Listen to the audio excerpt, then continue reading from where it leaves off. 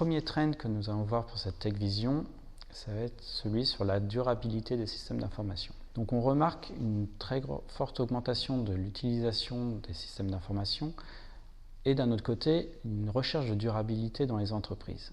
Ces deux tendances provoquent une accélération des initiatives vers une durabilité des systèmes d'information. Les grands acteurs dans l'informatique, que ce soit les fournisseurs de cloud ou les fabricants de matériel, travaillent déjà dans ce sens depuis plusieurs années déjà, grâce à des innovations technologiques en règle générale ou méthodologiques. Les prochaines étapes, ça va être d'étendre ce travail qui est actuellement côté plutôt infrastructure au niveau de l'ensemble des services IT qui sont utilisateurs de ces ressources. On va travailler sur les démarches, sur de nouveaux indicateurs et sur de l'outillage. Et ce, sur l'ensemble des étapes de la conception d'une application, que ce soit du design jusqu'aux opérations. En effet, l'optimisation d'un système ou d'une ressource ne suffit pas.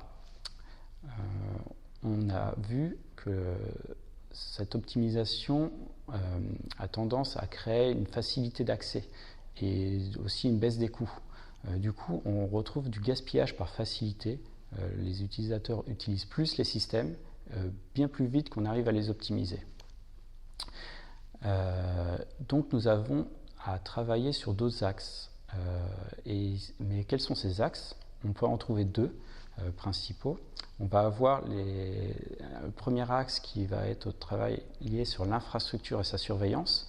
Donc on va utiliser de nouveaux outils de monitoring. On va essayer de travailler sur de nouveaux process pour nettoyer les ressources et les surveiller.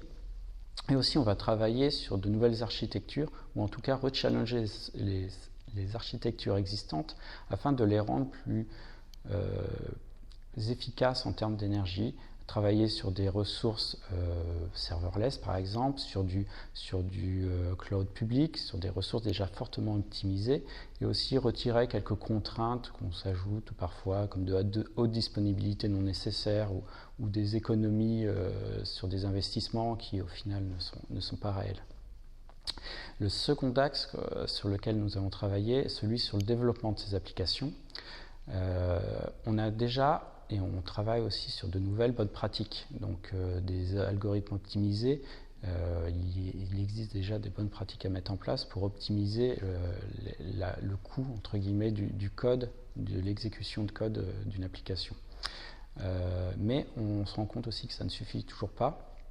Il faut travailler aussi dès le design des fonctionnalités qu'on a envie d'implémenter et se poser quelques questions. Est-ce que cette fonctionnalité est nécessaire? Est-ce qu'elle est bien implémentée? Est-ce qu'elle n'est pas trop consommatrice de ressources?